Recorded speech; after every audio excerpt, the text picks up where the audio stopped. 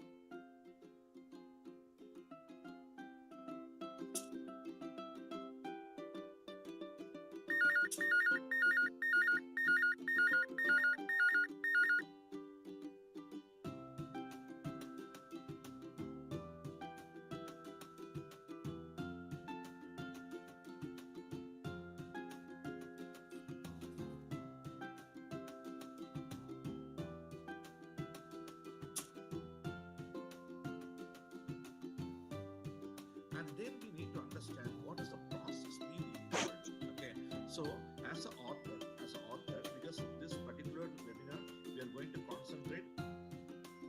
And when you talk about the research question, how to write a good research question, the good research question would make You can enjoy with this journey to benefit from this chat GPT. Actually,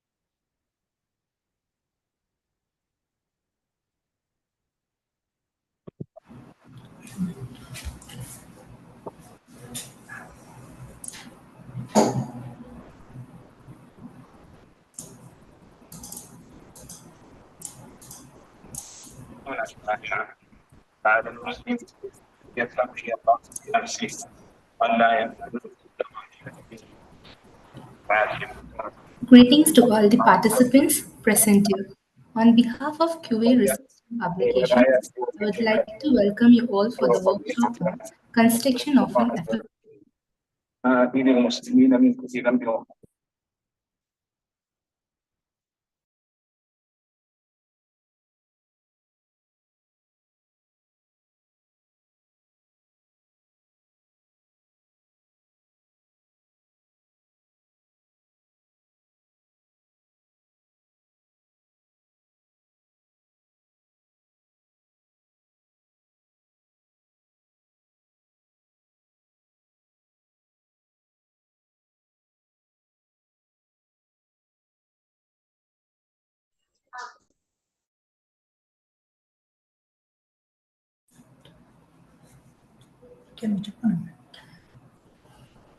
Can you hear me? Dear participants, can you hear me? yes, we can. Yes, we can hear you. Yes, we hear you. Yes, I can hear you. Greetings to all the participants present here. On behalf of QA Research and Publications, I would like to welcome you all for the workshop on construction of an effective questionnaire. To start with, let me give you a brief about QA research and publications. QA serves as a platform to publish research articles.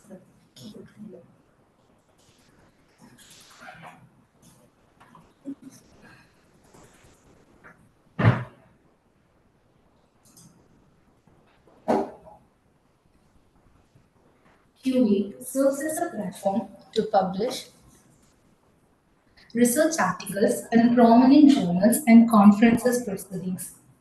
We assist authors in publishing their research findings in high impact factor journals, promoting their work, enhancing their reputation, and building a strong scientific profile. Among several indexing databases, Scopus is one of the most preferred for publishing articles. The wide recognition and impact of these journals make them highly valued in their academic careers. We have recently collaborated with the Scopus Q1 journal, that is F1000 Research, published by Taylor and Francis. The authors can now easily submit their articles through a partner gateway with F1000. F1000 Research is an open resource publishing platform for scientists, scholars, and clinicians that offers rapid publication of articles and other research outputs without editorial bias. All articles benefit from transparent peer review, editorial guidance on making all source data openly available. Now, I would like to welcome our speaker, Professor Dr. Nadeem Malik, PhD in Commerce with specialization in the field of human resource, leadership, and strategic management. He is currently serving as a professor in the Faculty of Management, Business and Information Sciences. He is also serving as a director, Research and Development University of Balochistan, Quetta, Pakistan, of the last 29 years.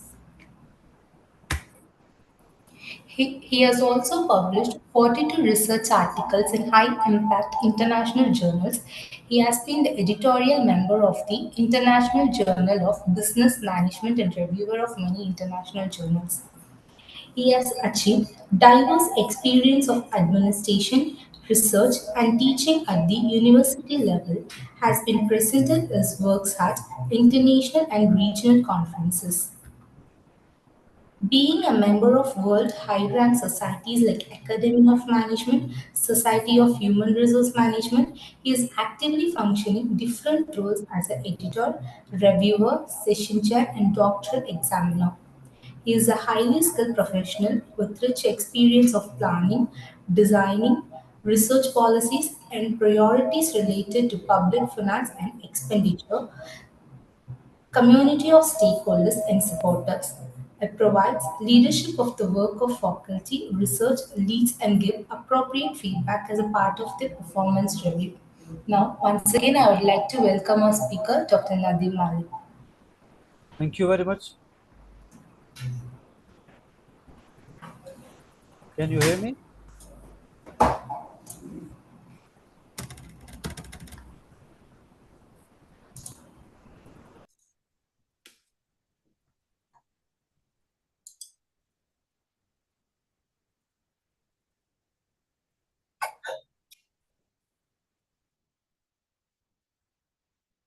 Can you hear me?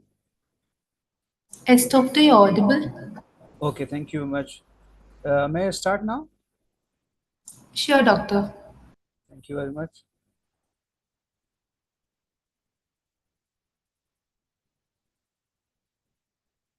Dear viewers, it's really a good afternoon for everyone, and it's really an honor to me to say something about this particular data collection tool, which is data collection tool, which is Questionnaire. Basically, the Questionnaire is a kind of tool which develops. Dear Doctor, sorry for interrupting. Kindly please make your screen visible fully and speak loudly, Doctor. You're not Okay. audible. Okay. Thank you, Doctor. Thank you very much. I think now I am audible to everybody. Yes, Doctor. That is the webinar objectives actually. that how you understand the attributes of a well-designed questionnaire, and how you are going to be able to develop a framework which is going to be very necessary for the establishment of a good questionnaire. So, dear viewers, definitely, as you heard this name a lot of times, that questionnaire is can be said as the heart of the survey, and it is going to be based on the set of questions to gather data from different respondents. Questions are translated in different forms of researchers' needs, and different forms of ideas which are actually being conveyed by the researcher, and the study objectives. A questionnaire, no doubt, is the main document that most dominantly play a very effective role in collecting the primary and quantitative data, which actually makes the process of data collection standardized through different comparable procedure. So you can say that it is one of the key element or key tool by which you can actually describe or explain some events, situations, or you can say that the knowledge, the attitudes, the behaviors, and socio-demographic characteristics of a particular group of people or the respondents which are actually under study. Before the design of the questionnaire, you definitely have to keep something in your mind, that is your topic, and how you will conduct the survey, what kind of survey you are going to be conduct, the type of information that you want. Your budget definitely counts a lot, because upon the basis of this you are going to be able to penetrate in the field if you have money and as well as the time. And how quickly do you need the information? This is another very critical element. So it means that before designing the questionnaire, these things are very much important as the topic, because the topic definitely it gives you an idea that in which area you are going to conduct your basic area of research, and in which area you are actually going to get the information or the facts from the field. You know that the questionnaire, I have told in the beginning, it's a kind of data collection tool. And definitely, what kind of data collection? It's a kind of a primary data collection, not secondary data. And as you know that there are a lot of research are going on throughout the world in which we need primary data. And the primary data means that you want to actually get some aspirations, some feelings, on some understanding of the attitudes and the behaviors of the respondent actually. And here the key element here in this questionnaire is your respondent. And one thing I want to tell you, all of your viewers, that it is the blood of the research, the questionnaire. If it is going to be impure, then I would say that the research could not be going to be able to establish their objectives. Because if impure blood come into the research study, that might actually create some errors in your research. So it means that all the researchers need to put great emphasis and great concentration upon the establishment of the questionnaire, because this thing is very much crucial and important for everyone, those who are actually conducting the research. Similarly, when you actually go for the questionnaire design, it is one of the most common ways of conducting the surveys in which the different fields of studies such as academic research, business organization, and a public institution. So we can say that after recognizing the fundamentals of the questionnaire, the main step that should be considered in designing a questionnaire are examined in the different sections, different steps that you have to follow. So it means that going on to the different kind of questionnaire elements, you need to understand some of the questionnaire design procedure, the systematic process, and the layout of the questionnaire. These are the 10 simple steps which needs to be carried out, or which needs to be understood by all the researcher if they want to construct a questionnaire. The first one is the identify what you want to cover in your survey. That means that if what kind of information you actually want. This is one of the key area that first of all, you need to understand that what information do you need. Without that, there are both different research questions, that hypothesis that you need to be addressed as the aim of the research. So the hypotheses are developed based on the reason and the solution of the problem using different assumptions. So research questions, however, are more applicable in practical research aimings in order to get the assumptions of the people. So therefore, when you start in the beginning, you need to know that what kind of information you need. That means what kind of research questions, the research hypothesis, the fundamental of research studies. These are the things which needs to be clarified in the beginning. The second step is definitely put questions that are necessary. That means unnecessary elements have to be eliminated, because as you know that this very time consuming element, questionnaire is a very time consuming element, and it requires a lot of time and plus a lot of financial resources as well.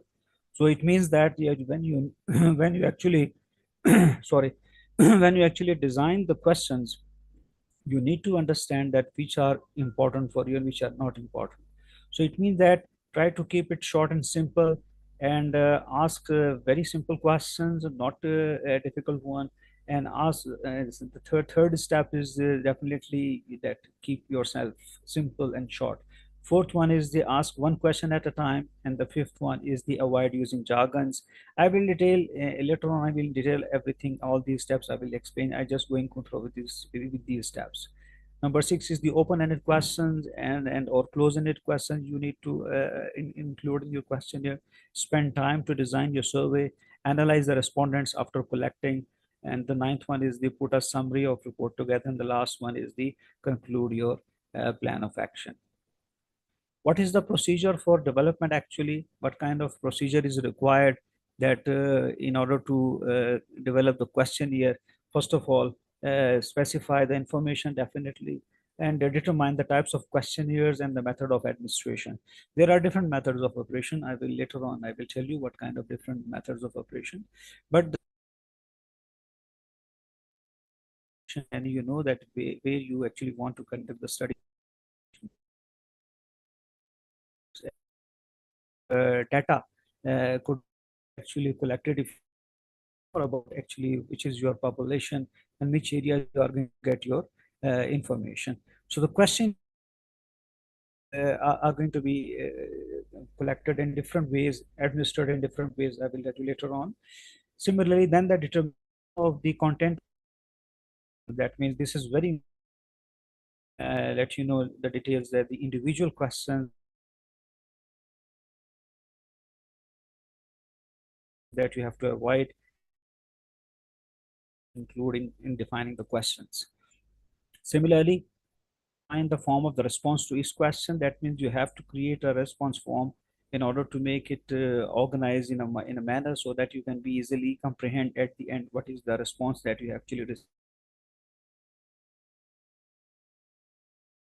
The next thing is the determine the wording of each question. The wording is very much important because that definitely keeps put an impact upon the, maybe if he is going to be or she is going to be reading the questionnaire, or it is going to be a face-to-face interview.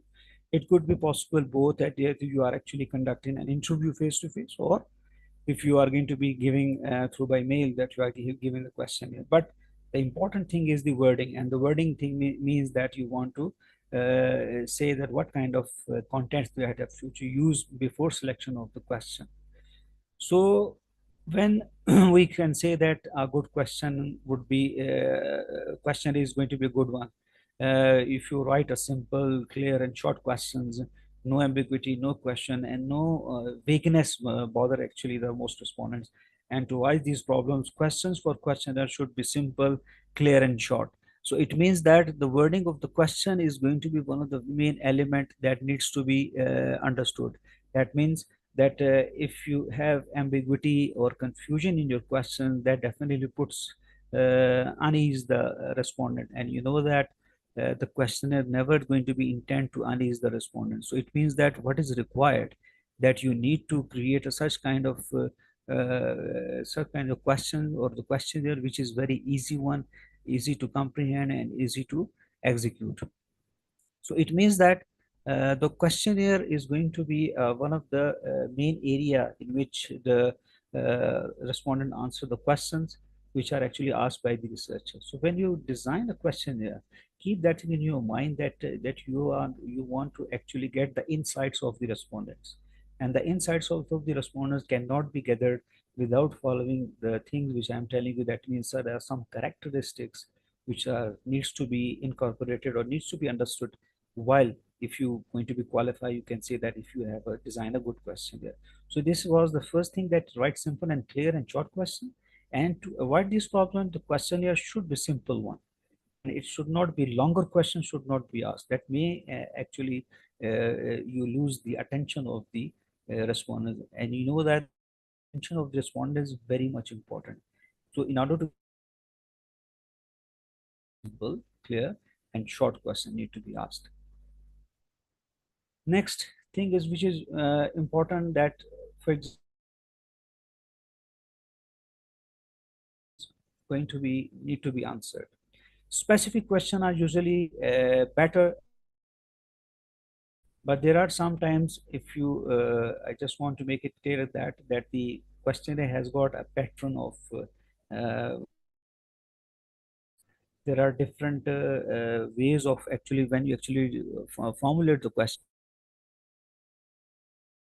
There is a funnel approach, and you know that what is the funnel approach. Funnel approach is that in the beginning you will ask the general questions, and the general questions like this, which creates a rapport with the respondents, in order to create a know-how with the respondents initially. Because the hard questions or the critical questions or the specific questions need to be asked at the end, not in the beginning. That might create a problem if you ask in the beginning, because in the beginning you doesn't have been able to build up the rapport with your respondent. Maybe he's going to be uneasy, or maybe not comfortable to share the insights what he or she has inside her or him.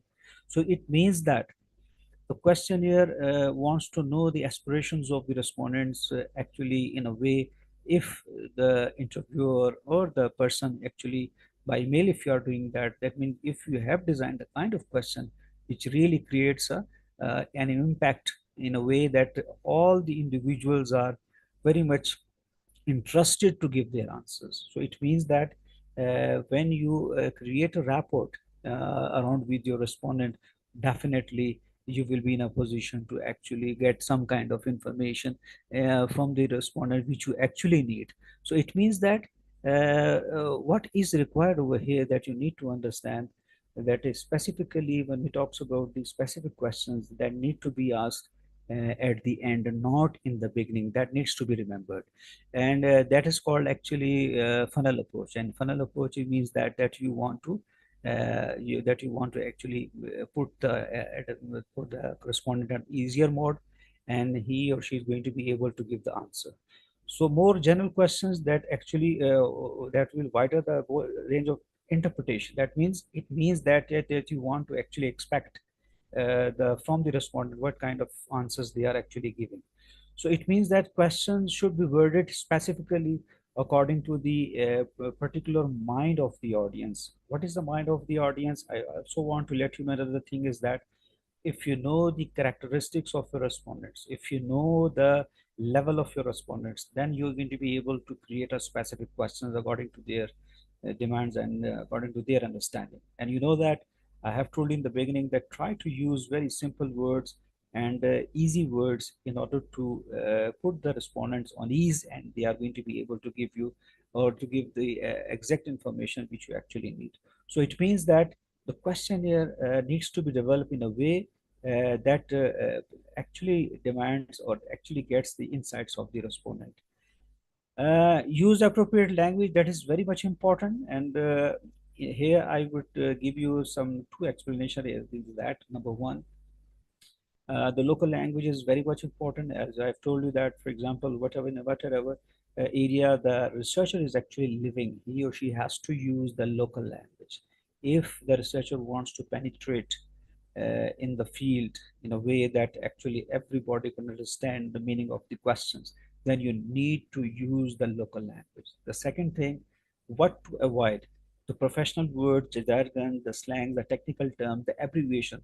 These things actually puts the individual, you can say that, on unease the respondents, and they might lose their interest.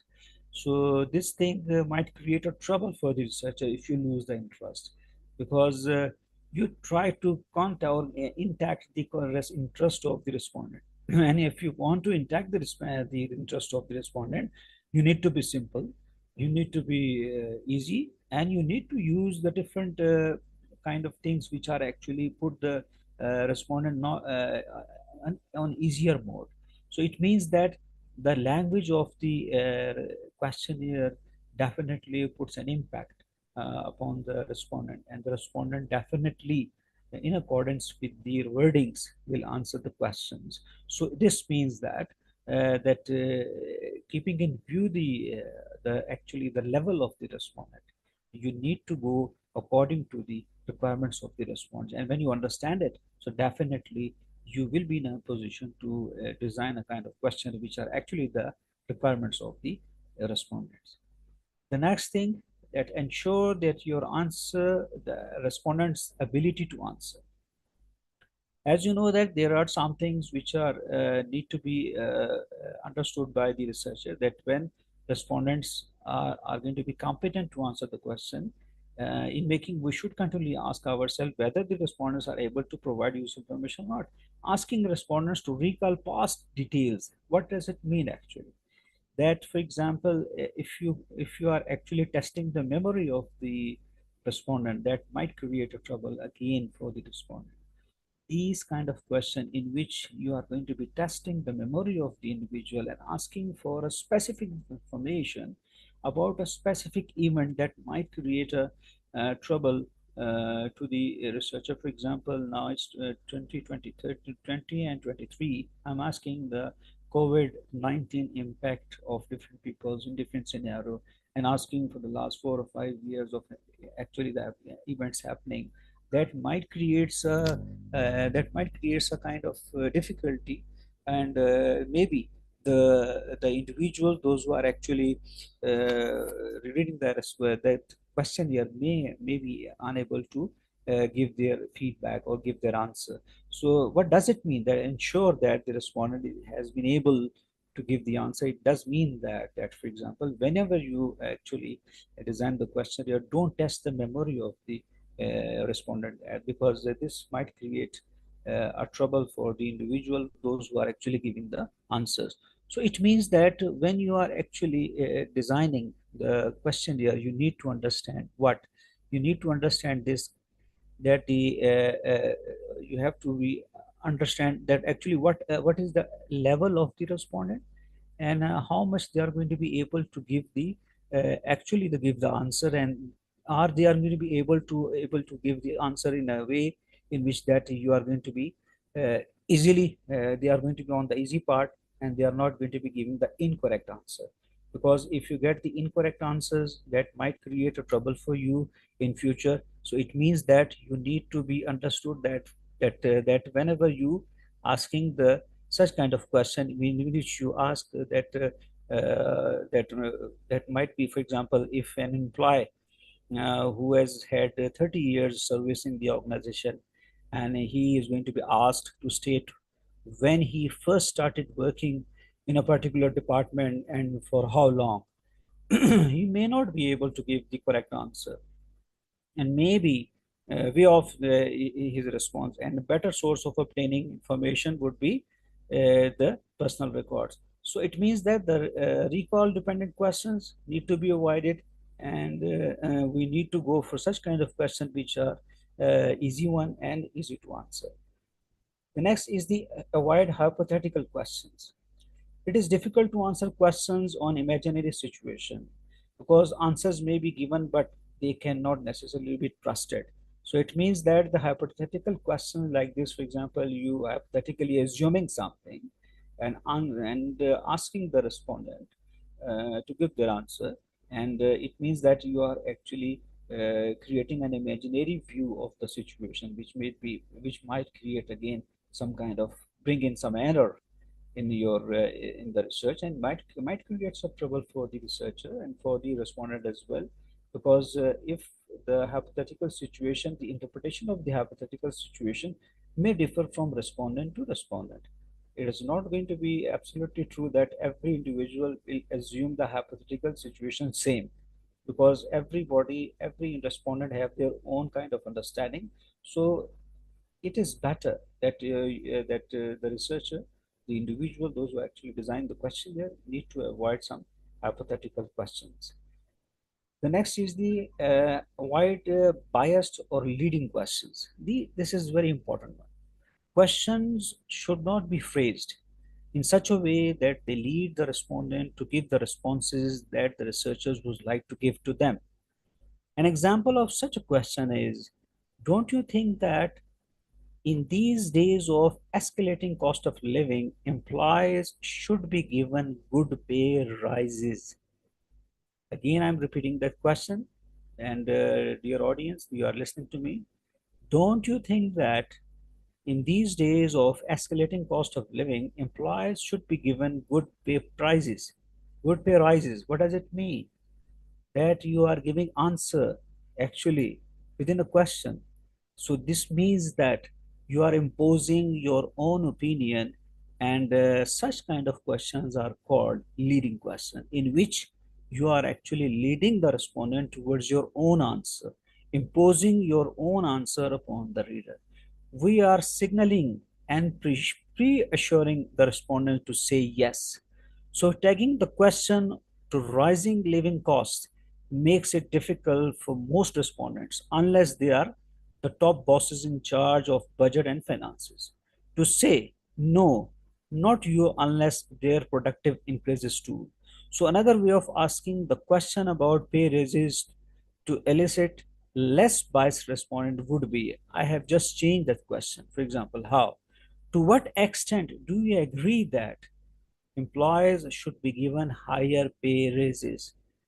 As I have given you the revision of this question, in the beginning, I have told you here in the first instance, I have given the example that do you think, I started from there, don't you think, do you think, such kind of words needs to be avoided, because here you are actually imposing your own opinion, while the improved question of this question would be, to what extent do you think or do you agree that employees should be given higher pay raises? If respondents think that the employees do not deserve a higher pay rise at all, their responses will be strongly agree. And if they think that respondent should definitely be given a high pay rise, they will respond to strongly agree. So end of scale and in the between points will be chosen depending on the strength of their agreement or disagreement. So in this case, the question is not framed in a supportive or suggestive manner as in the previous instance. So it means that you need to understand that the biasness would come definitely if you create a leading question, and leading question would be like this, that for example, you are actually creating a kind of impact upon the respondent, that he or she is actually listening and listening to your question, and what he or she is thinking, that for example, I have to go with the answering the question in which the researcher asking me to say yes. So this thing created trouble. So these kind of biased or leading question should not be asked, while if you want to create a good question here. The next thing which is very important, which relates with the uh, biased question, that is called the loaded questions. What are the loaded questions? Another type of bias in the questions occurs when they are phrased in an emotionally charged manner. That means emotionally you are charging the respondent and asking the individual to give the answer. So when you charge emotionally someone, definitely you will not get the correct answer, what actually you do want. So an example of such a loaded question is that, for example, to what extent, I'm asking from the employees, to what extent do you think management is likely to vindicative if the union decide to go on strike? So it means that the words strike and vindicative are emotionally charged terms, polarizing the management and the unions. Hence, asking a question such as the above would elicit strongly emotionally and highly biased responses. So if the purpose of the question is twofold, that is, to find number one, extent to which employees are in favor of a strike, two, extent to which they fear adverse reactions if they go on strike.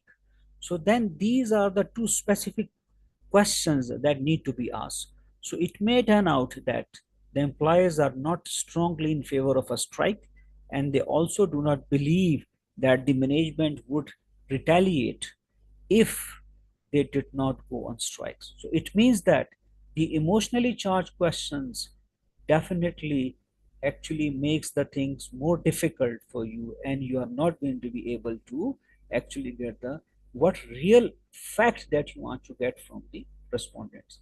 The length of the question, definitely it's very much important. Very, I have told in simple question and short question, preferably to the long one question. So as a rule of thumb, you can say that a questionnaire or a question statement in the questionnaire should not exceed 20 words or exceed one full line in the print. So it means that simple short questions are preferable to long ones. So it means that you have to use about 20 words, and it means that means you are to be able to understand the actually the situation, that when you are going to be using the long, you are not actually going to be able to understand. You are giving the putting the respond on easier mode. Reference of previous question. It is extremely not suggested to ask the question like, as I asked in the question number 12 and above about. If such kind of questions are going to be asked, the reference previous question is required to recall the answer of the respondents by stating full questions and answers to continue. Means that it is suggested to all the researchers that such kind of question in which you are actually asking or linking that question number 12 above, question number 13, 14, and 15, these kind of questions should be avoided. The longer questions or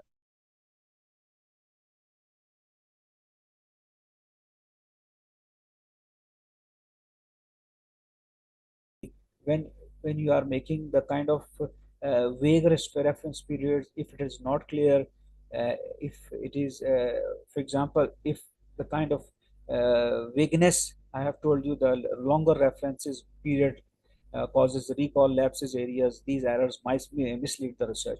For example, after the year of a greater earthquake, or in these 10 years, how many times did you visit the health post for antenatal checkups? So it means that the longer period of time with reference to the period should be also going to be avoided, and shorter period of questions should be used.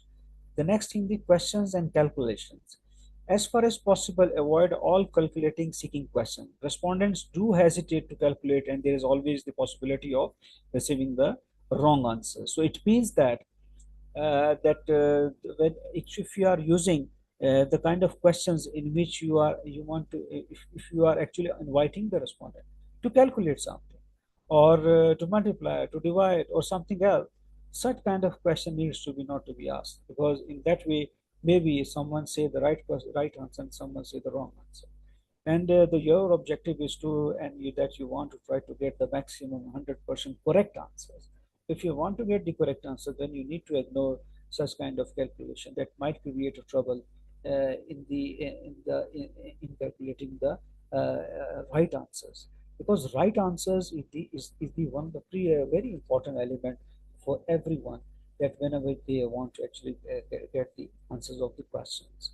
For example, what percent of your income is spent on treatment? Instead, use what is your monthly income. That is better approach. So, as a preceding question of how much you spend in your treatment and calculating should be performed in the data processing and analysis phase. So, do not give strains to your respondent. Now, stress upon the mind of the respondent. So, such kind of question needs to be avoided. Double negative questions, or you can say that that is also called the double barrel question. What do you mean by double barrel question? It does mean that, for example, if you are asking a question that lends itself to different possible responses to its subparts, is called a double barrel question. Such questions should be avoided, and two or more separate questions asked instead.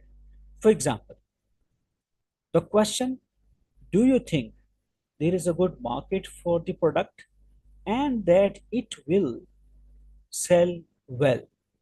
So if you just, I'm just repeating the question. Do you think there is a good market for the product and that it will sell well. It means that could bring a yes response to the first part, that is, there is a good market for the product, and a no response to the latter one, that is, it will not sell well for various other reasons. So it means that this question has two questions.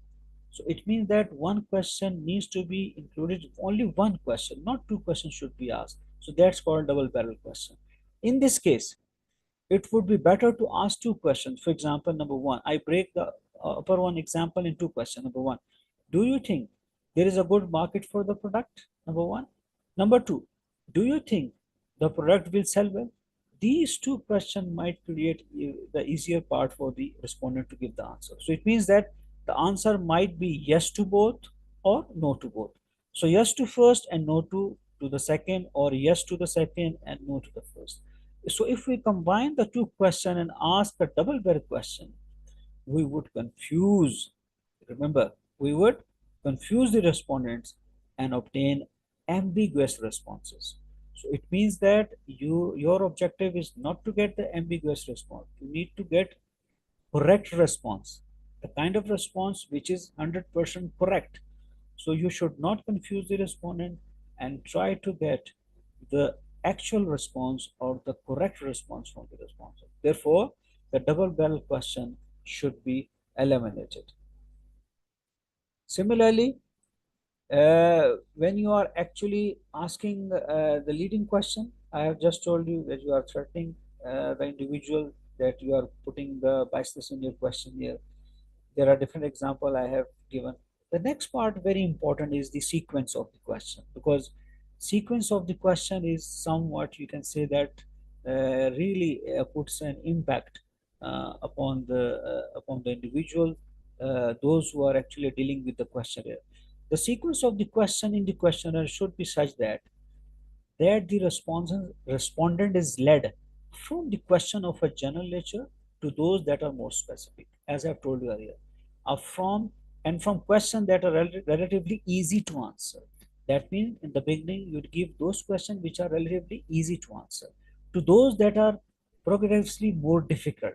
So this is called the funnel which I have told you. So in determining the progression of these questions, that means from general to specific one, you need to understand that this is the advisable sequence. That means if you want to get the good response or the feedback from your respondent, you need to ask that this is the kind of sequence that need to be followed if you want to facilitate the progress of the questionnaire, and if you want to understand actually that what kind of information do you need, and what kind of what kind of information you can easily get from the respondent. So it means that whenever you are asking in determining the sequence of question, it is advisable to place contiguously a positive worded questions and negatively worded question tapping the same element or the dimension of the concept. For example, placing two questions such as the following, I'm telling you, you will get an awkward but might also seems insulting to the respondent. I have opportunities to interact with my colleagues during work hours. Similarly, next question, I have few opportunities to interact with my colleagues during work hours. So first, there is no need to ask the very same question in both a positive and a negative way. Second, if for some reason it is deemed to be necessary, for example, to check the consistency of the responses, the two questions should be placed in different parts of the questionnaire as far as possible. The way questions are sequenced can also be introduce certain biases, frequently referred to as ordering effects. Though randomly placing the questions in the questionnaire reduces any systematic bias in the responses, so it is very rarely done because of the subsequent confusion while categorizing, coding, and analyzing the responses. So, in summary, the language and the wording of the questionnaire should be focused on such issues on the type and the forms of the question. That is, different kind of positively and negatively worded question, avoiding double barrel questions, ambiguous questions, leading questions, loaded questions. These are the things which actually hurt the respondent's mind, hurt the respondent's answers. So questionnaire questions should also not be unduly long, and using the funnel approach from general to specific, you are going to be able to get the maximum response from your respondents. So it means that whenever I ask, for example, a social desirability that is need to be required if an individual is actually formulating a question, what is social desirability? That social desirability means that what questionnaires should not be worded such that they elicit socially desirable responses. For example, a question such as, do you think that older people should be laid off, would elicit a response of no, mainly because society would frown on a person who said that elderly people should be fired if they are capable of performing their job satisfactorily. So, hence, irrespective of the true feelings of the respondent, a social desirable answer would be provided. If the purpose of the question is to gauge the extent to which the organization are as seen as obligated to retain those above 65 years of age, differently worded questions, less pressure towards social desirability would be better. For example, there are advantages and disadvantages to retaining senior citizens in the workforce. So, to what extent do you think the companies should continue to keep the elderly or their on their payrolls, the elderly people? So sometimes certain items that tap social desirability are deliberately introduced at various points in the questionnaire, and an index of each individual social desirability tendency is calculated therefrom. So this index is then applied to all other responses given by the individual in order to adjust for social desirability bias. So it means that the social desirability again is going to be checked. Similarly, when you say that which question is going to be an ambiguous question, even questions that are not double barrel might be ambiguously worded, and the respondent may not be sure what exactly that means. For example, a question, to what extent would you say you are happy? Respondent might find it difficult to decide whether the question refers to their state of feelings in the workplace or at home or in general, because in the question this thing is not mentioned. So that's why a respondent might feel difficult. These kind of responses or these kind of questions will be ambiguous and will build in bias in as much as different respondent might interrupt. So such items in the questionnaire differently actually give the results. So the result is the mixed bag of ambiguous responses that do not accurately provide the correct answer to the question. So viewers, it means that I have told you just some of the uh, things we don't have to do, and that means you have to follow. Similarly, the next thing is there are two types of questions which are really actually practically used when you actually form the questionnaire. One is the open-ended question, and the second one is the closed-ended questions. The open-ended questions, more information, but difficulty to codify, enter, and analyze. I just wanted to give you that open-ended questions allow the respondent to answer them in any way they choose. An example of an open-ended question is asking the respondent to state 5 things that are interesting and challenging in the job. Another example is asking what the respondent like about their supervisors or their work environment. And the third example is to invite their comments on the investment portfolio of the firm. So these are the open-ended questions in which you are actually openly inviting the individual to give their answer or whatever they want to say or whatever they want to actually answer. It means that the open-ended question will actually gives the opportunity to the respondent to answer as what they actually want to desire. The second type of questions which are actually used is the close-ended questions. In contrast, a close-ended question asks the respondent to make the choices among a set of alternatives given by the researcher. For example, instead of asking the respondents to state any 5 aspects of the job that she finds interesting and challenging, the researcher might list 10 or 15 aspects that might seem interesting or challenging in a job and ask the respondent to rank the first 5 among these in order of their preference, and all items in a questionnaire using a nominal, ordinal, Likert, or ratio scale, which are actually being used when you are actually ranking the responses of the respondents. The closed questions help the respondents to make quick decisions, to choose among the several alternatives before them. They also help the researcher to code the information easily for subsequent analysis. Care has to be taken to ensure that the alternatives are mutually exclusive and collectively exhaustive. If there are overlapping categories, or if all possible alternatives are not given, for example, categories are not exhaustive, respondents might get confused, and the advantage of their being unable to make a quick decision is thus lost. So it means that you need to be, when you give the alternatives in your close-ended question, that needs to be mutually exclusive and collectively exclusive. I will give you some example later on that what kind of example you can say. For example, open-ended question: what is the most important thing that you teach children to prepare them for the life? Please describe a time when you were discriminated against because of your age. Is there anything else that you want to tell us about yours? These are the open-ended question in which you are asking for the opinion of the individual. And when the qualitative studies is going to be conducted in the research, we usually use the open-ended questions.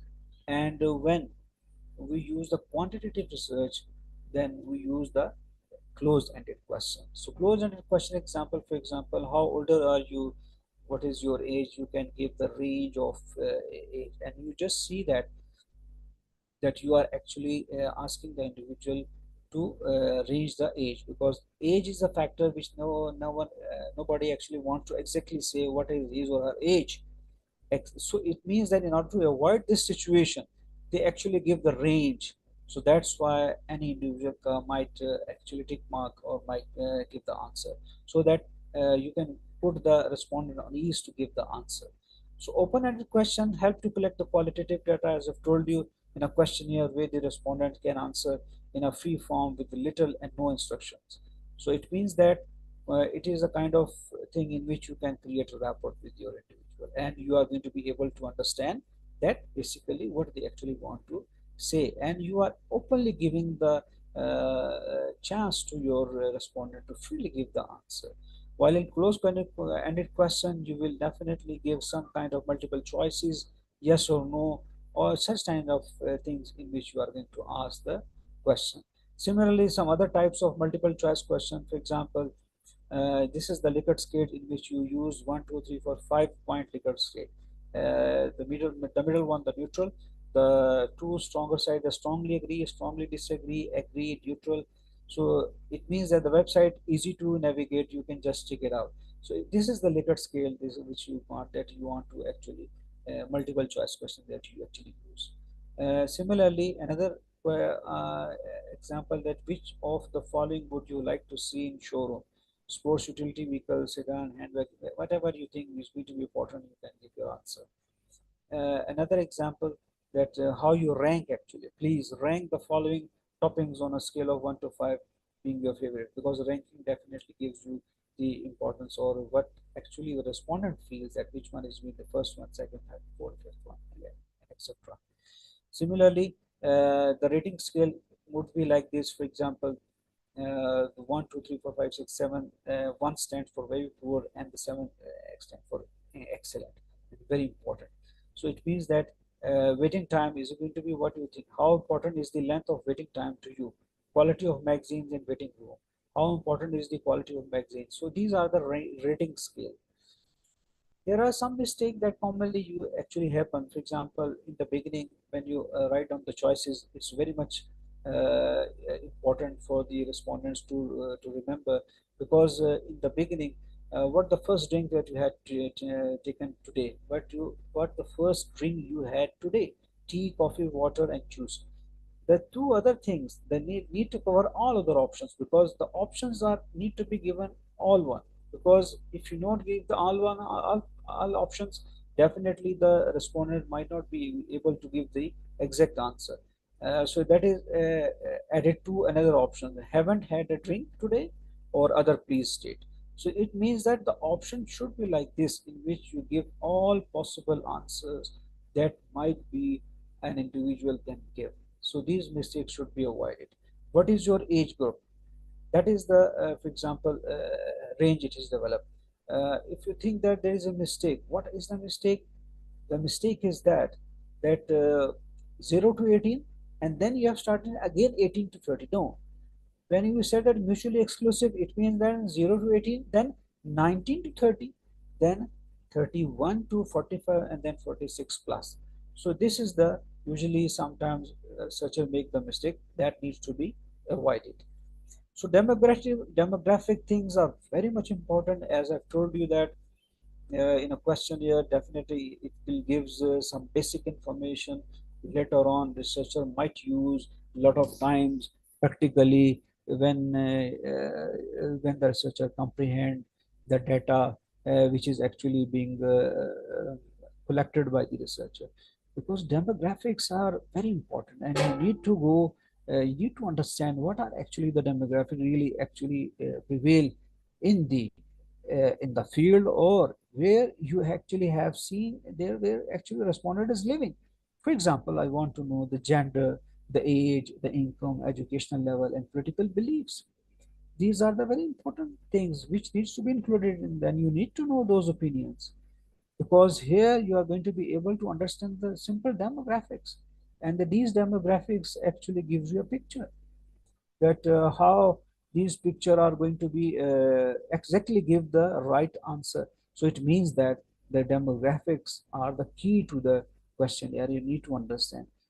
So it means that what kind of, now I will just let you know before going on to this slide. It means that the demographic elements of the respondent needs to be understood in order to effectively understand that what is actually being prevailing in a particular area where you actually going for. So it means that whenever you are actually using the this kind of questionnaire, you need to know that what are the different demographics. The next part of the questionnaire is very much important, that how you actually administer the questionnaire, because the administration of the questionnaire is quite different. Because once the points which I have just told you, which are about 10 to 11 steps, and these are the do and don'ts, in which you have to remember something and you have to avoid something.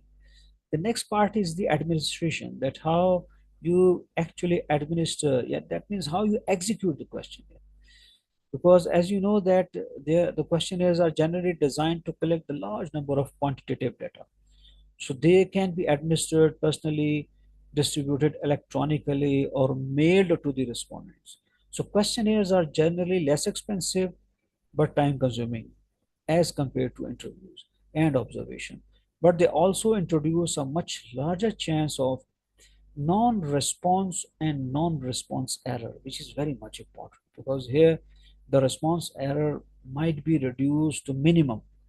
Because when you have if you are going to be personally administering, definitely you will get the response. And if you are really trained enough to get the answers for your questionnaire, definitely the response error or non-response error could be minimized or reduced. So it means that personally administered question, when, for example, this is the first choice, that when you personally face to face you will go, or it means that when the survey is confined to a local area, or a good way to collect the data is personally administer the questionnaire. The main advantage of this type of administration that is that the researcher or the member of the research team can collect all completed responses within a short period of time. Any doubts that the respondents might have or any question can be clarified on the spot. So the researcher also has the opportunity to introduce the research topic and motivate the respondents to offer their frank answer. That is that you need to create the, I told you, the rapport so that you can the maximum answer. Administering questions to a large number of individuals at the same time is less expensive and consumes less time than interviewing.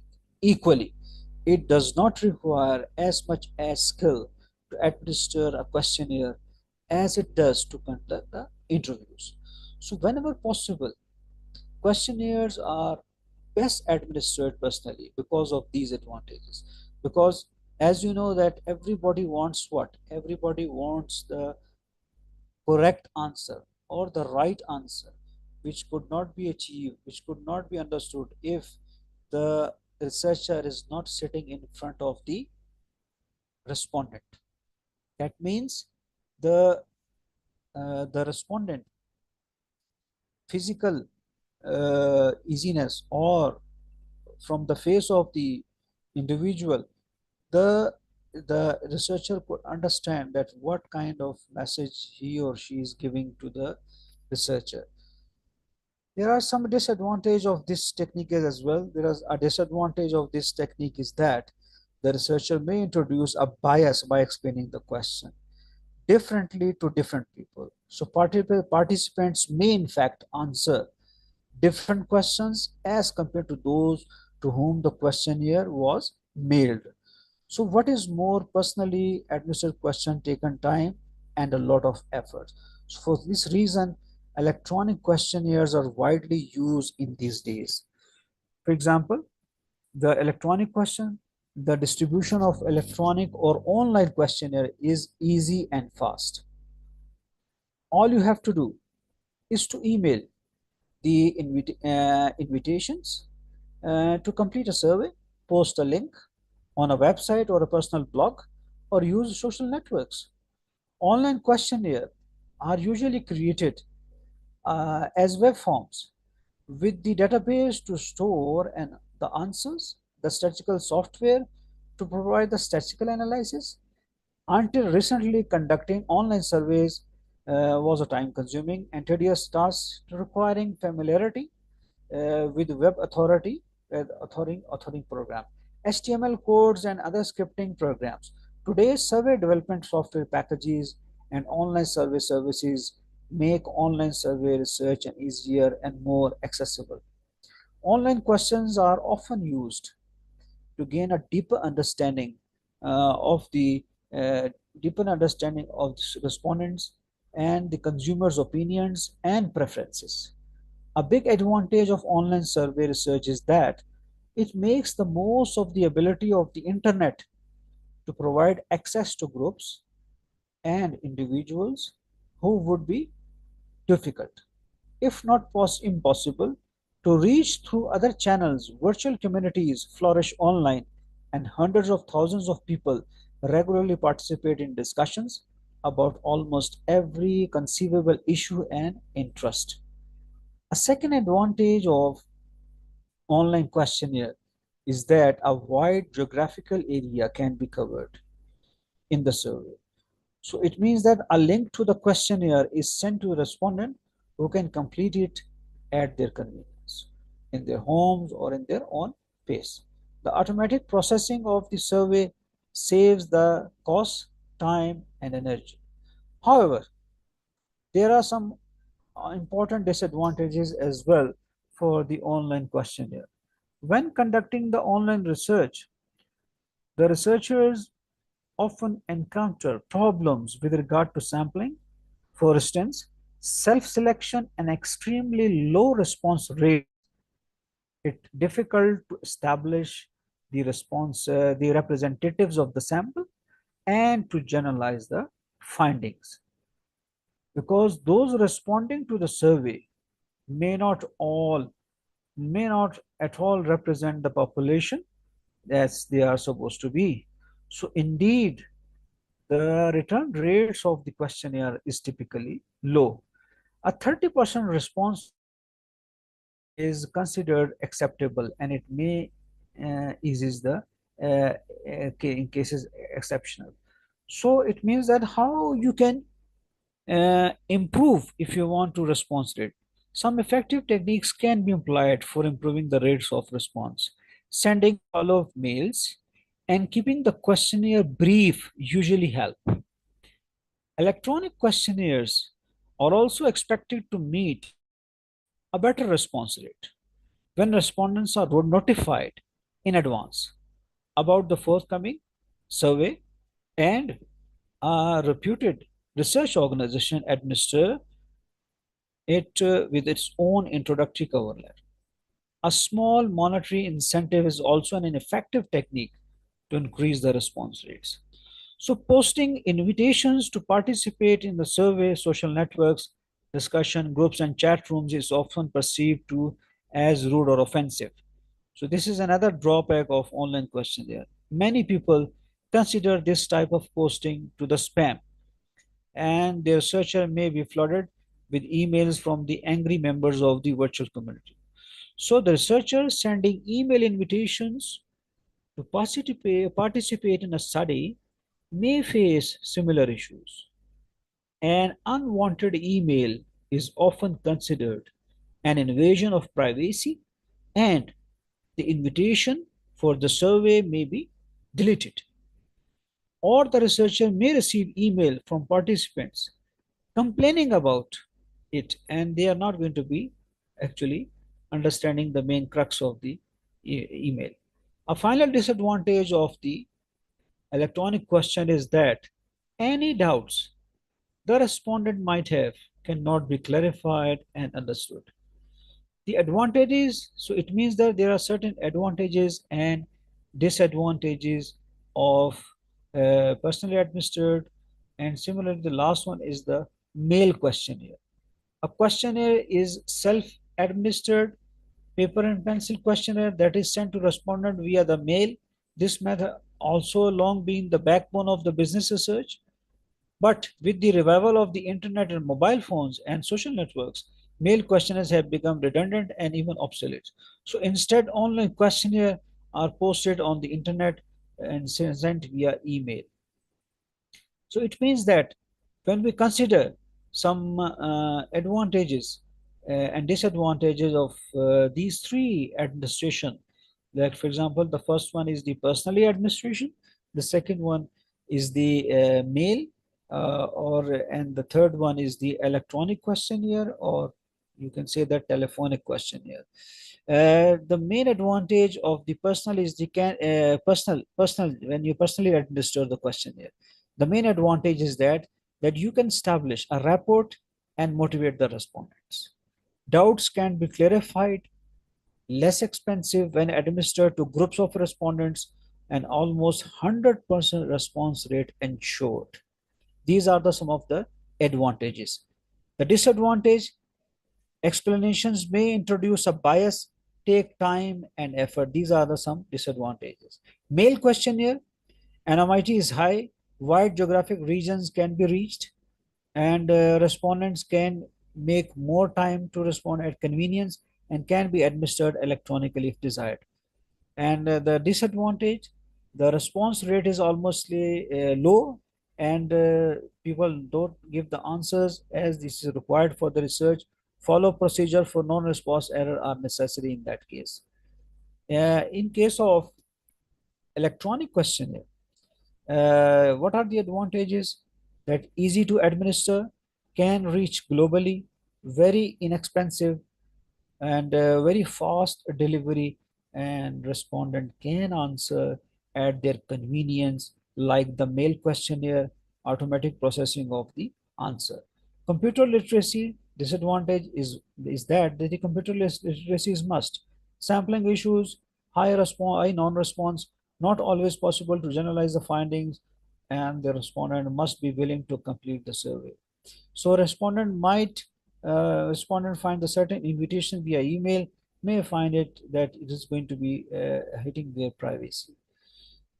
So it means that the choice of the questionnaire as a data gathering method might be restricted if the researcher has to reach the subjects with very little education. So adding pictures to the questionnaire, if feasible, might be help in such cases. For most business research, however, after the variables for the research have been identified and the measures therefore found or developed, the questionnaire is a convenient data collection mechanism. Survey research, case study research, and experimental design often use questionnaire to measure the variables of the interest. Because questionnaire are in common use, it is necessary to know the design effectively, a set of guidelines for the questionnaire construction, which has to be used, which I have just told you. The next is the how you will facilitate the questionnaire. Facilitated questionnaire, the researcher or trained research assistant administers the questionnaire directly to the respondent. This can be done either through face-to-face interview or telephonic interview. Here, one thing I want to just tell you that uh, that if, for example, you personally administering the questionnaire, what is needed, you should be trained enough in the sense that you can build a rapport around with your respondent, because you are allocated a time of, for example, 30 minutes or 20 minutes. So you need to what, first of all, build a rapport, build a friendship environment around with your respondent. If you don't, you cannot get the insight of your respondent. So what is required are trained research assistant who actually know that what kind of body language the respondent is giving, the some clues to the assistant, the researcher, that in which time he or she or the respondent feeling uncomfortable or maybe unable to give the answer. So it means that what is required at that time, if researcher plans to use research assistant to help with the questionnaire administration, he must train them and show them they are same level of understanding, because you know that enumerators needs to be trained one, and they should be like this, that they understood that how to build up the a good friendly environment around the individual who's actually give the answer, because your focus is the respondent and the respondent will give the answer to you. So it means that when you actually conduct the questionnaire, who will facilitate you? Your research assistants. Because usually, whenever you use the questionnaire as a data collection tool, definitely you requires the help of your some research assistants, and they need to be trained enough that, for example, if they are conducting face-to-face or telephonic interview. The next, there are some advantages and disadvantages. The result in higher response rate compared to self-administered questionnaire.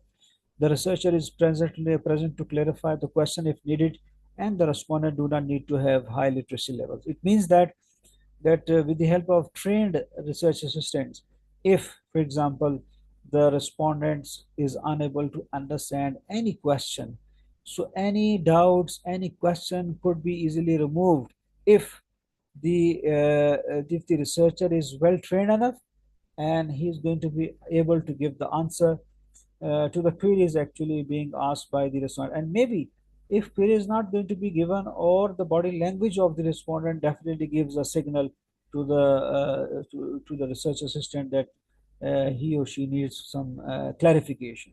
So the clarification, if the individual is trained enough, then definitely you will get the maximum information from your respondent. So it means that the facilitation of the questionnaire have some advantages and disadvantages. They are costly, especially the face-to-face method of questionnaire, and they may the cost may include travel cost, to meet the respondent, personal cost if using research assistants, accommodation costs if the interview is taking place far from the interviewer's area of residence. So they are more time consuming as compared to self-administered questionnaire. So it means that here in such case, there are some disadvantages as well. Self-administered questionnaire definitely uh, is a questionnaire without the presence of the researcher, and here you are going to be, when you through mobile or through email, when you send the questionnaire, they definitely give the answers, and it might be like this, that you are actually giving the respondent at ease whatever mode they actually give the answer. So it means that there are some advantages and disadvantages. The advantages of self-administered questionnaire is that they are less costly, they can be distributed as a wider reach in a short time, they are not prone to researcher bias, and the respondent fills the questionnaire and without any assistance of the researcher, and they are the best option for sensitive question because of the privacy of the offer. What are the disadvantages? They require the respondent to have high literacy levels, they lead the low response rate, and web-based and mobile phone-based questionnaire require respondents to have high internet connectivity. So might be sometimes the due to the lack of technology, you are going to be unable to reach the wide range of individuals which you want. Some of the protocols which you need to follow when you are actually defining the questionnaire, when you are actually defining, for example, first of all, when you practically conduct the questionnaire, what you need to know: number one, obtain ethical clearance from the relevant authority. This is the first very primary element, and in the protocol scenario, that for example, I am going for any organization and want to conduct a particular research on a particular topic. First of all, the authority of the organization need to be kept in mind and need to be taken, because the authority, when gives the clearance and when give the signal to you that you are being allowed to come in and conduct the research according to the will and the according to the will of the company executives and the company authority. If the data will be collected from organization, the student should visit the organization first, create rapport with the management, and before the study is launched. So it means that, again, that I have told you previously, that what you would want to need to know, that initially when you entered in an organization, you need to first of all build up a rapport. That means a friendly environment, a good kind of relationship with the management, so that, because you know that if you have a good relationship with the management, if not, definitely you will get obstacle in getting the actual results from the, or the actual facts from the respondents. If the data is going to be collected from the organization, it should be in a way that the researcher, the student, should know the techniques of creating the rapport. The techniques are going to be very much different one, because here it means that you have this ability to create through communication, because this is the communication technique. If you are a good communicator, then you are going to be able to create this rapport. Otherwise, you cannot. If you cannot create that rapport, you might face difficulty in understanding or going to the relevant people to get the answers. The next, sending an introduction letter in advance to identify sample. That's also the third element, in which here, that what you actually writing an introduction letter of your research. For example, if you are conducting a research on the performance of the employees, and if you want to understand the performance of the employees in different times and in a year, and you have to give some introduction that why you want to come, in which area you want to study, and what kind of sample that you will select. For example, your target area either maybe, because employees are, there are different rank of employees are actually working in an organization. Which rank of employees you are going to be much more important for you, and which rank of employees you need to be you think that much more important for you. So it means that the sample needs to be identified before practically when you actually visit the organization. You should give an introduction letter which clearly spells out the understanding of the research. The next item is that seeking audience with community leaders and informing about the study, its purpose, how the sample was identified, and what the data will be used. Because seeking audience, definitely the community, the individuals which are actually working in an organization here, again, you will should know should tell them about the study that you want to conduct. And for example, you want to know their behaviors or their aspirations, their beliefs, that if you want to test if there are some qualitative studies, some quantitative studies, all these things should be communicated in a way. If you are a good communicator, then otherwise you cannot be able to build a good rapport with your individual. So it means that it is the one of the protocol that you have to clearly spelled out what you actually want to do, what kind of data that you want to actually from them, and what kind of sample is there. That means that all the questions should be answered in the beginning, so that you are going to be in a position to able to give the answer exactly in which is required. The next is how to obtain the valid information. Valid means that those who are actually exactly according to your objectives of research. Number one, ask purposeful questions. Number two, ask concrete questions. Number three, use time period based on the importance of the question. Number four, use conventional language, easy language. And number five, use complete sentences and use shorter questions. So it means that you need to follow these 7 points while answering or getting the valid information. How you will obtain this valid information? Avoid the abbreviations, avoid two-edged questions, avoid negative questions, and adopt and adapt questions that are used successfully in other questionnaire. You can adopt the question as well, which are actually being used in the other studies, but you can, if your study is the kind of thing which may be similar to that which is actually being used by the other researcher. So you can mention the source that I have adapted that question and it's valid for you. So it means that if you want to get the valid information, these 4 things you need to mention and need to remember. Words to avoid in the questionnaire, I have told you in the beginning that, for example, these words, all, any, anybody, best ever, every, never, that, etc., all need to be extreme absolutes. So they place respondent in a situation where they must either fully agree or they must completely disagree with the extreme position in the question. Do you always observe traffic signal signs? Would you say all cats have 4 legs? So these are the questions which you need to be have understood to you that you need to put.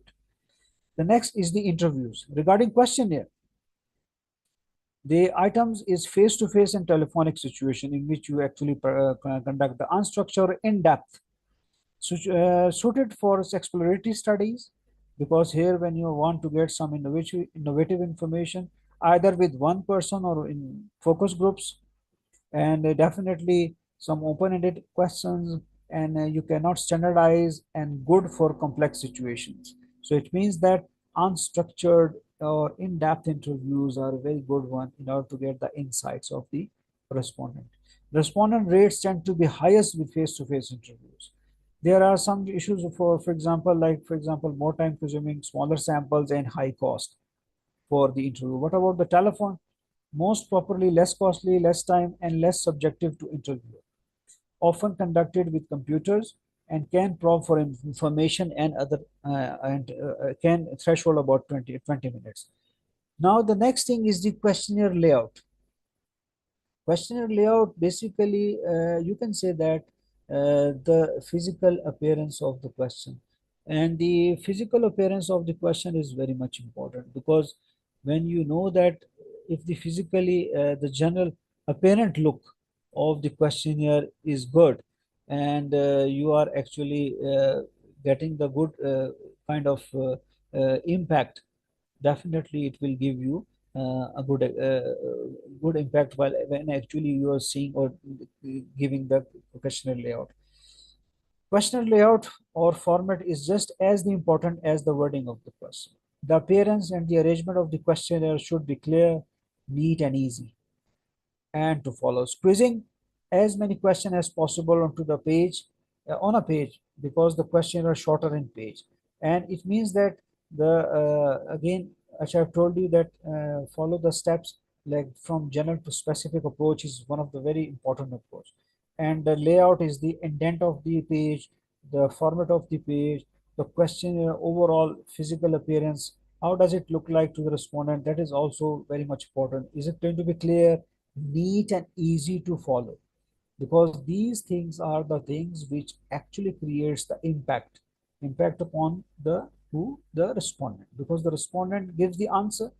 If he or she feeling some kind of difficulty, or maybe if the layout is like this, that the questions are not properly actually framed out in a sequence which are actually required, so definitely viewers, you are going to be not being able to get the good response from the from the respondents. So questionnaire layout basically is the format actually.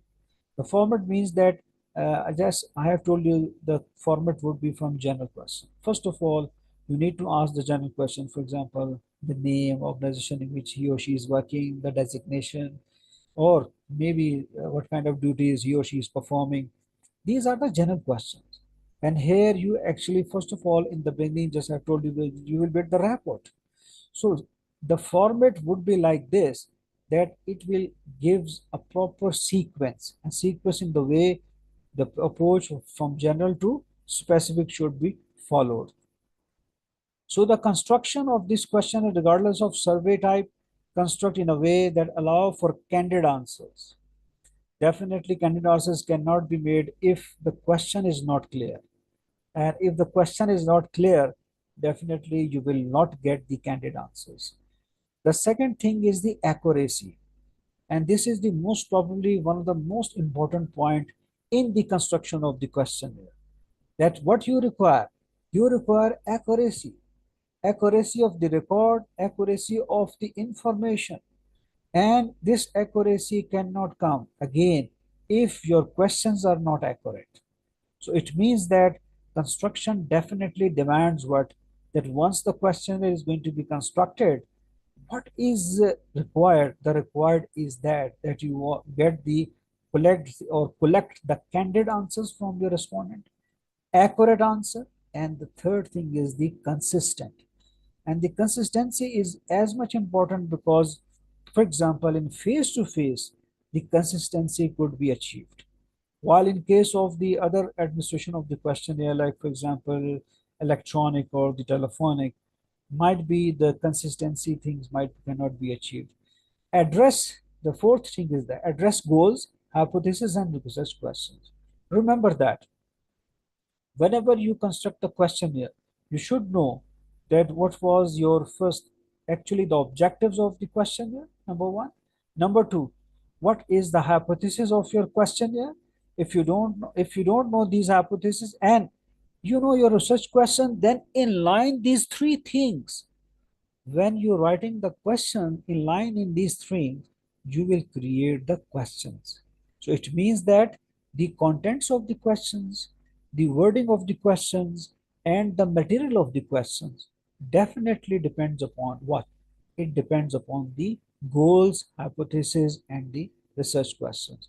So if these things, three things are going to be remembered by the researcher, then you are definitely you are going to be able to get the candid answer, accurate and consistently answer.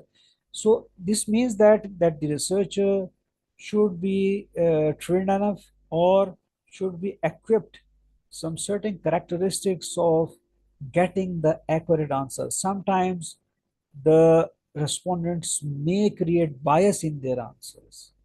This point to be noted, everybody should note that sometimes the respondents may bias you and may actually mislead you. So it's you, the researcher, who actually understood or who understand that what the respondent actually going towards, where, in which direction. So it means that what is required, that the researcher should know or should understand that where the respondent actually the misleading the individual. So regardless of actually the information is giving, the researcher needs to be very much careful in getting the answers, because these answers are one of the things which actually later on being analyzed, and the results of the study depends upon these questions. If these questions are not going to be properly answered, definitely your research study later on give the analysis is going to be wrongly interpreted and wrongly interpreted. Similarly, the beginning of each section should clear instruction. Whenever you are giving the questionnaire to someone through mail or through electronically, you need to give instructions of each section very clearly, that what kind of responses you want, because these instructions guides the respondent, that how he or she gives the answer. If the instructions are not properly given, then definitely the respondent will feel difficulty in giving the answers.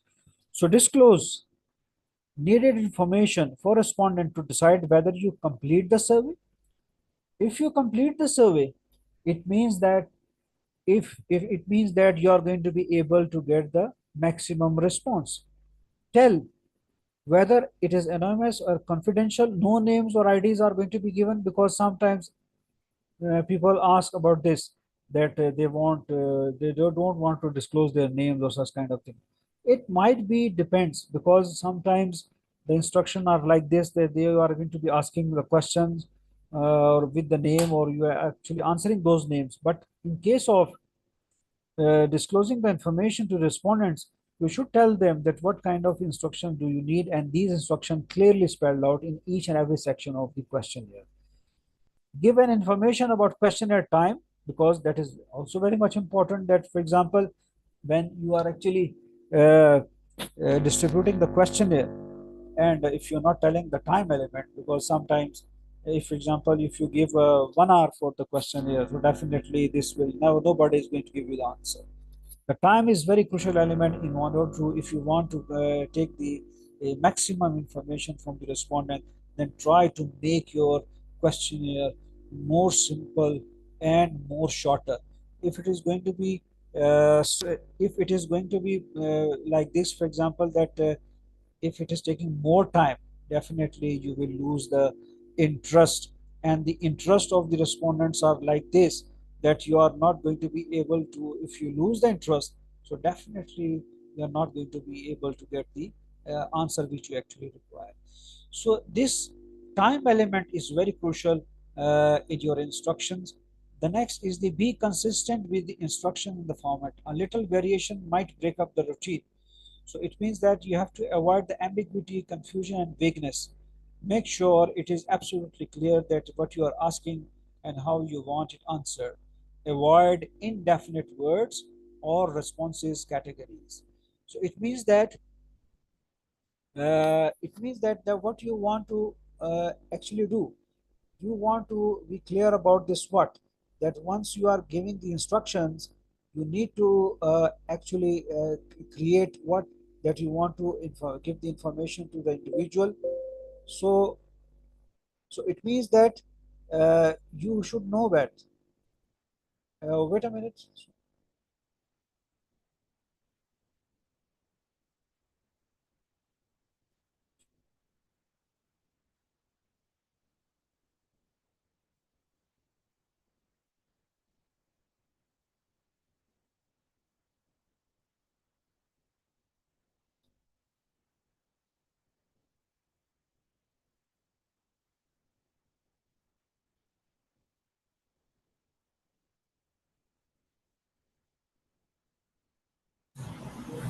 Now the session is open for Q&A.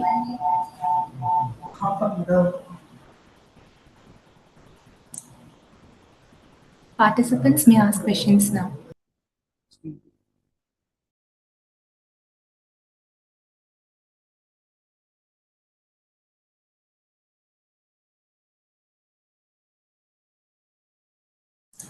Is there any questions from the participant side?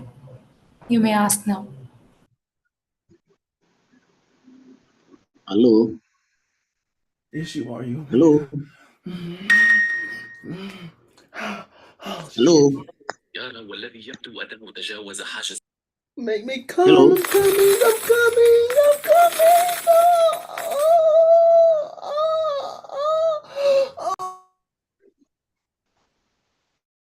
Bigyan mo na ako na makabawi sa anak natin. Gusto ko na ayusin ang buhay ko eh. Malaki.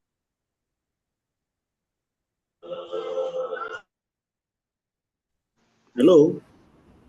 Doctor, can you hear me?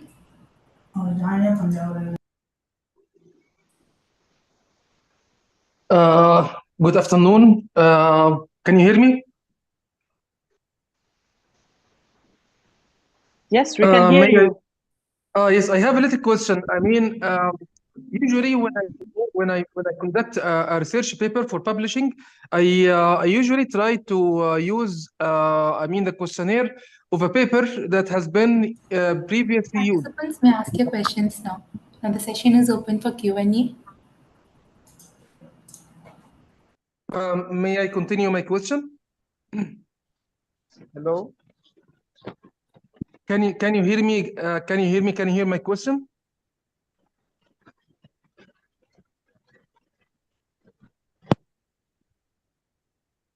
Hello, Sania. Can you hear my question, doctor?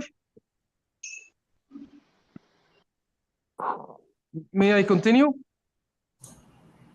Doctor, can you hear me? Yes, I can hear you, but I mean, can you hear me? I would like to continue my question. Doctor, can you hear me? Yes, please, Dr. Nadeem. Dr. Nadeem Malik, can you please talk?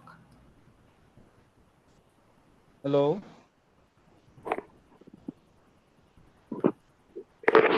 Hello, my name is Ruhullah Rajai.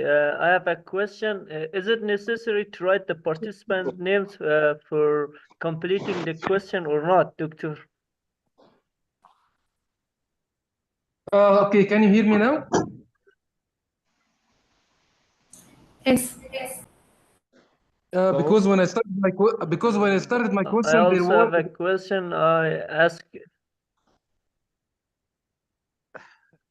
Because when I started my question, there were many interruptions. So that now my question is, I mean, sometimes when when I would like to publish a paper, I use a questionnaire from a previously published paper in a Q1 journal, so that I am sure of the reliability and validity of the questionnaire. But what if I would like to make a new questionnaire from scratch? Then how can I make sure of the validity and the credibility? I mean, what kind of statistical analysis? I mean, confirmatory factor analysis, or what is it called? I mean, if you just can guide me through this. Thank you so much.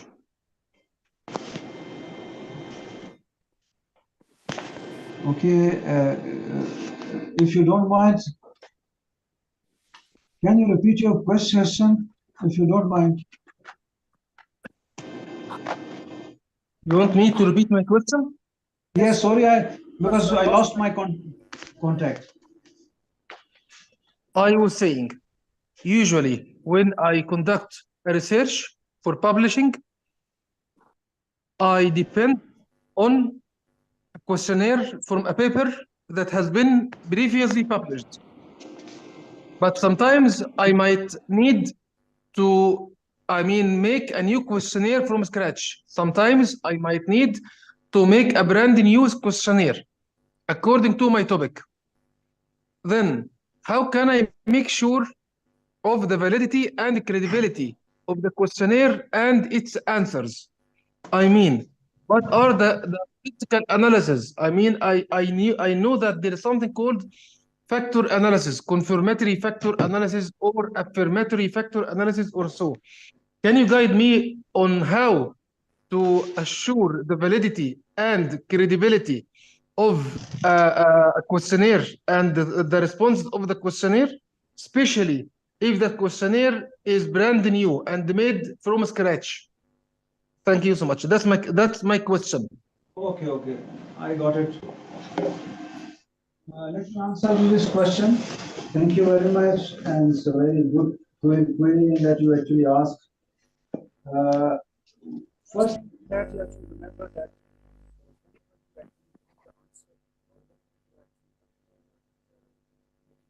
question. Some validate your answer. Definitely that's Doctor, can you please start to talk? Yes, I am talking. Can you hear? Yes, doctor. Most of the reviewer studies reported that Yes, I am talking. students decided not to report studies neglects to the managers. Can you hear me? Hello? Can you hear me? Yes, doctor, you're audible. Okay, Please okay. continue. I'm answering to the first question which I actually asked, and that how to check the reliability and validity. You are starting from the scratch. Okay, I got it. That initially you should remember that the validity and reliability comes from the questions that you actually framed, and the question framed definitely directly links with your hypothesis and your objectives of your study. So it means that you are reflecting all the contents of your questions and the things which are actually derived from your research objectives, which are actually being spelled out in your research study. So do remember this in mind, that when you are starting from the scratch, first of all, you need to be 100% clear in your research questions, your hypothesis, and your objectives of the study. That I have told in the presentation as well. These three things will make you understandable that yes, I know that in order when you actually frame those questions in these three parameters when you kept in mind, then the reliability and the validity of question is going to be met. Thank you. I hope that I've answered the question. Next question, please.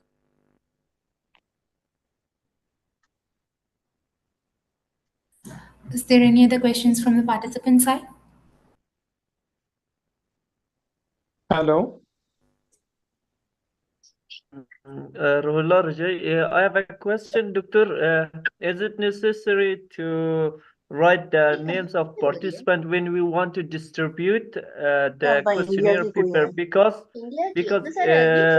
we are sure that our friends or classmates did. Yes, QUW. yes, Rohila, I got your question. Rohila, it means that I just want to tell you this.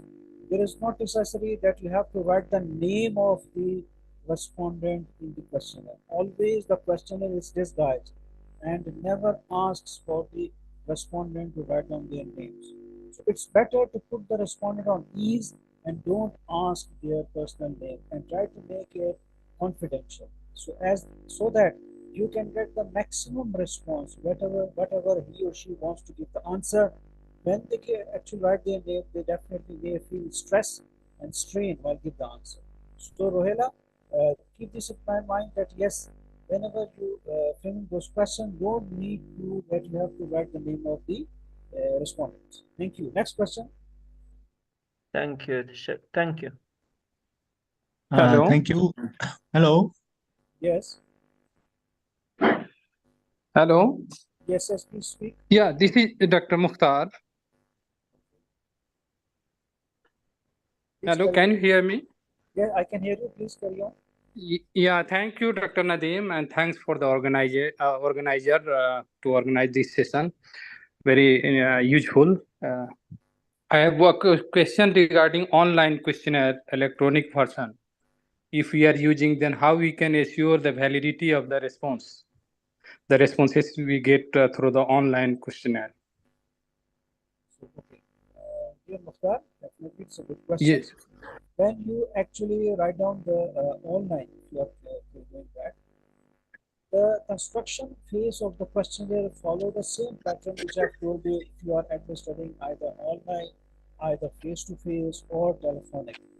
So whatever the mode of acquisition is, the thing is that the main principles of the construction of the questionnaire remain the same. As I've told in the presentation, if you remember, I have given you 10 to 11 steps. If you follow those 11 steps, when you are constructing the questionnaire online, then it is not like this. For example, if I am making face-to-face questionnaire and online, there is no difference. The principles are going to be the same. as you have actually just now listened to. I hope that you got my answer. Okay, thank you. Any question else? Hello. Uh, Hello. Yes, Javed. Thank you, Dr. Nadeem. I am Dr. Javed from Commerce University, Islamabad. I just want to ask a simple question: that is there any standard that there can be how many question at max in a questionnaire, maybe 40, 50, 60? So is there any standard like that? Thank you. Actually, I use my word in the presentation that Delphi technique usually adopted. There's a rule of thumb actually. That is a rule of thumb means that it's not 100% any standardized procedure is not actually reflected. But usually, it depends upon the objectives of the research. Okay? That means the objectives and the research questions or the hypothesis. These parameters decides the number of questions. Usually there are 30 questions, usually of 30 to 50 questions, usually the range of the questions which are usually actually laid out by the researcher. But there is no standard procedure, but that depends upon your research objectives, your research questions, and your hypothesis. Hope that you understand. Thank you, sir. But I am asking in the context that, if more time is required to fill a questionnaire, then normally the respondent lose their interest. So that's why I'm asking. So Thank you. for this question, for this answer to this question, that's why I'm telling you that try to make it as simple, as short as possible. And it would be like this, for example, if it comes to be a 30 questions, good enough to get the insights of the response library. So for the future, if you want to get all your keep this in mind that try to make simple questions and short questions. Not the length of the question should be. Hello, can you hear me? Yes. Hello? Yes, I'm audible. Thank you very much. Thank you very much for the lecture. It was very informative and detailed. Thank you so much. We appreciate it. I have three questions. The first one is, what is your opinion about a gift for responses? How do I mean? When you go to the field, you will see some people, particularly in Africa, they will say, what do you bring for us? Give us something before we can answer your questions. What is your opinion about that? Is it good to give without lead to any bias, without cause any changes to the responses? What is your opinion about that? That's number one. Number two, there was an argument. Can you hear me? Can you hear me very well? Yes. Oh, great. Now, the second question, there was an agreement between I and a colleague recently in Africa.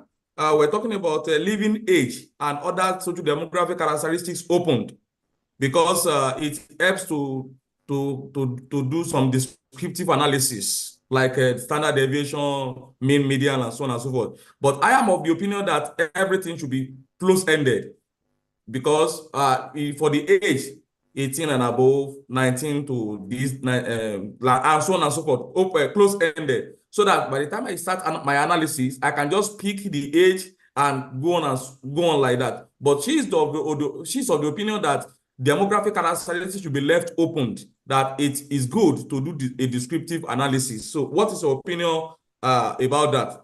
The last question, I find it difficult at times to carry out regression analysis when I use Likert scale. Why is it difficult to do regression analysis using Likert scale? Because I struggle with it unless I do my normal close-ended or open-ended questions. I am comfortable with that, doing my regression analysis, but when I use Likert scale, I struggle a lot. So what do you think can be done? Thank you very much. Well, I just heard your last two questions, and but I will answer the last two questions. The thing is that when you're asking the demographic question, regarding the age, then that should be to be open. Doctor, sorry for interrupting. You're not audible. I'm not audible? Yes, you are not audible, sir. Can you hear me? Yeah, I can hear now. Okay, thank you. Well, This is I'm asking about the second. I understand your two questions, not the first one. I'm just now first of all answer the second question regarding the age, the demographic element. That should be kept open because here, if you limit the responses towards the limiting the age factor, definitely your canvas of the research is going to be limited. So try to make it more open so that you can get the maximum responses. Regarding the regression means the first step is that you have to be when you are actually including a lot of closed questions in your research that need to be exclusive. I don't know what kind of element that you have selected in your such kind of research study just facing the difficulty. So try to contact again the choices that you are actually given in the questionnaire, the closed questions, so that you are going to be, if it is the question options are going to be mutually exclusive, then you are going to be able to clearly understand the regression. And the regression will not be very easily if the reliability and validity of questionnaire is going to be tested. Because the pre-testing of the question is very much important, which definitely gives you the actually the what actually what is the right and what is wrong in the question. So I would suggest you go again and check your answers, which you are actually given the choices in your close-ended question. So close-ended questions are the good one, which definitely helps you in making the quantitative analysis. I think you got the answer. Next question. Doctor, some participants have asked their questions in chat box. Kindly check it. Okay, I'm checking.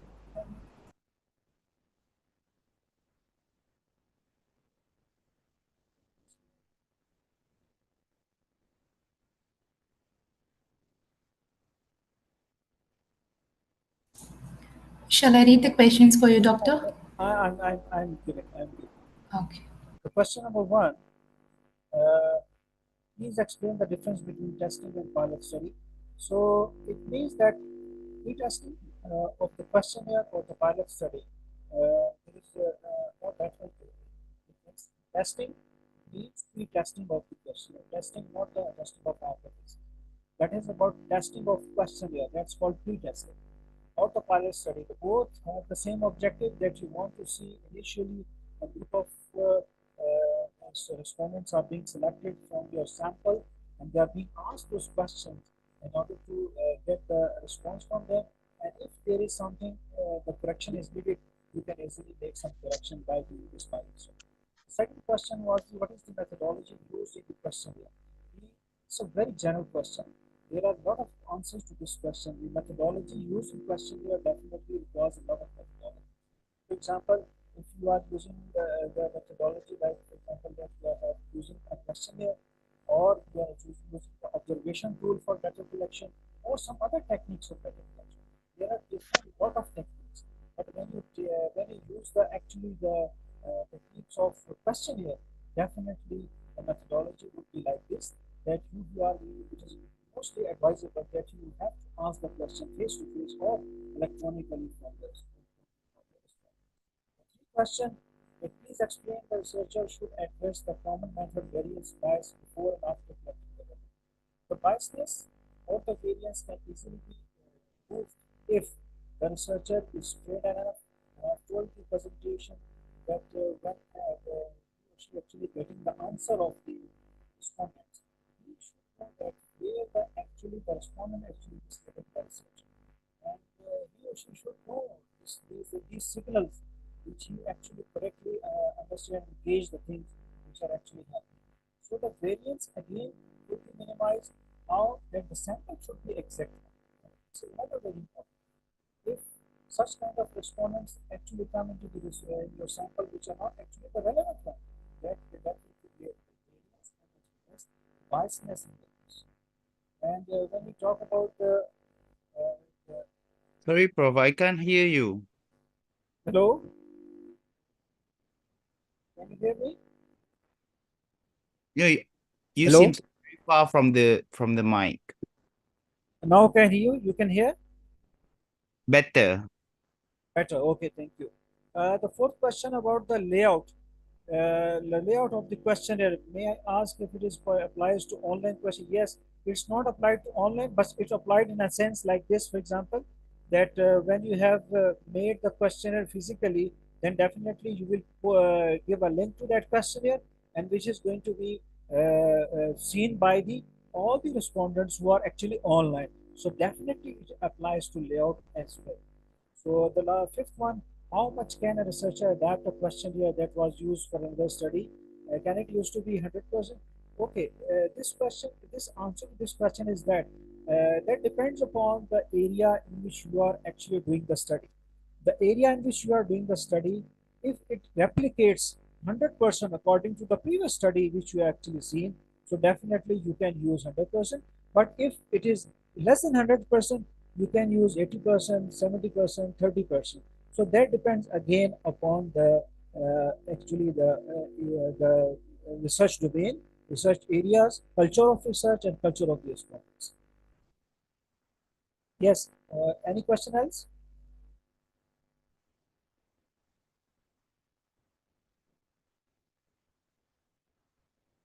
Is there any question?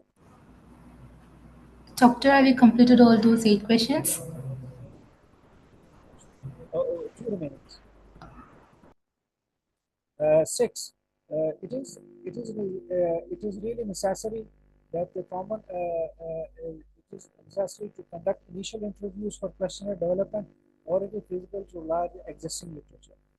It would be suggested in this question is that you should go for the initial interview, because the initial interview clears your all doubts, and this initial interview definitely gives you some indications that when you have framed the questionnaire, definitely it will be feasible for you to first of all take the initial interview and then go for the other literature reviews if you want to do. But the initial interviews definitely gives you some indication regarding that question. And the next, also could you please repeat it to more audible? Please explain the difference in testing the quality design.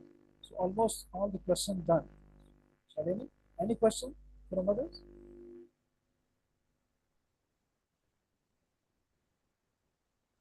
Is there any other questions from the participant side? I hope there is no any other questions from the participant side. We'll wind up the session now. Thank you, Doctor. That was a thought-provoking talk. Thank you for imparting your knowledge and remarks on the concepts. Thank you once again, Doctor. Thank you very much for your as well, that you have given me this opportunity to talk to you.